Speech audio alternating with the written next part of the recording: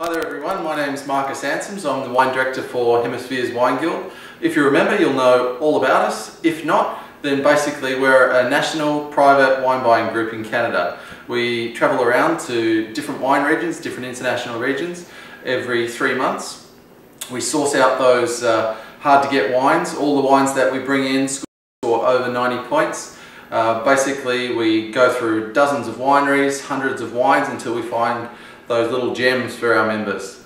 What I thought we'd do today is something interesting. I'm a big believer in food and wine pairings and drinking wine in the context of food, so I thought it might be interesting to do a food and wine pairing with our latest offering from Casablanca in Chile. Chile's great winemaking country. It's very interesting in terms of what's available in Canada at the moment. They're doing lots of different varieties really well. If you can have a look here, you might not be able to see this map that well, but basically it's a very long country. You've got the cold Pacific on this side and you've got the Andes running along this side here. So they're the main geological features that give the wines such unique character.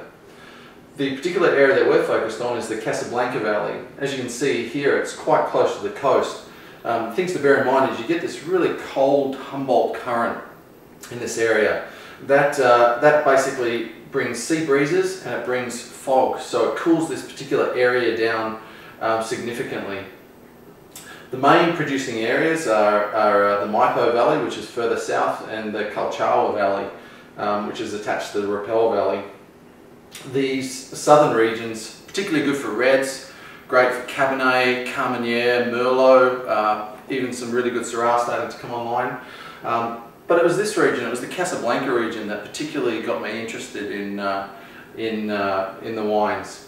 I went over there a few months ago now, and it's a pretty tricky place to travel if you've not been there.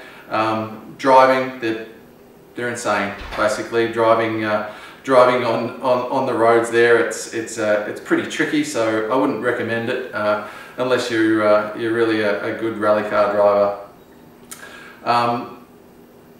When I went there, I wasn't sure which region I wanted to focus on, and the reason that we ended up choosing the Casablanca was that it just had such wonderful varietal definition. It's really one of the most cool climate areas, and it's making some styles like Sauvignon Blanc, Chardonnay, Pinot Noir better than most New World wine regions that I can think of. The regions along with San Antonio and Lleida are really showing wines with fantastic varietal definition, and there's just a super drop. The first wine that we've got is our Catrala Sauvignon Blanc. Give it a little swirl and a sniff. Joking, it's good. It's really good. Quite strong pear, white pear, gooseberry. Unoaked style. It's really, it lies somewhere in between Marlborough, maybe Elgin in South Africa, and Chilean in style. It's probably not as earthy or green pea as some of the South Africans, and it's not as pungent passion fruit style as probably the Marlborough version. So it's a great drop. I'm not a chef. I don't profess to be an expert, but if there's any chefs that I offend out there, I'm sorry. But I know what flavours I like with wine, and so I have a pretty busy life. I tend to cook pretty fast and fresh food. As a result, these dishes are pretty straightforward. As I'm talking, the recipes will come up, so if you want to pause at any point in time, you can do that. First one is, the other thing I want to mention is, being a coastal country, there's lots of seafood. There's just some crackerjack seafood in Chile, and that's one wonderful thing. If you ever get a chance to go there, you'll taste the brilliant seafood. In this case, we've got king crab. It's Alaskan king crab. I kind of think of Alaska as part of Canada, to be honest. It's if we only had $1 million, well, I won't go there. Alaskan king crab, just boiled. I've made a hollandaise as well. The hollandaise is pretty straightforward, just egg yolks, a little bit of butter and lemon juice. It's an emulsion.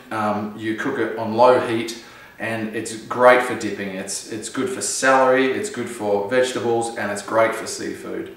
So that's the first option. The reason that I chose these dishes, crab tends to be quite creamy and rich. The hollandaise is quite rich, but the acidity and the slight green flavours of the Sauvignon Blanc will act as a counterpoint. There's two schools of thought when it comes to food and wine pairing. The first is counterpoint. The second is compatibility, or producing a food and wine pairing with similar flavours. In this case, we've got a little bit of both. We've got the celery, which is kind of the greener flavours of the Sauv Blanc, and we've got the rich hollandaise sauce with the rich crab. It's a great food and wine match.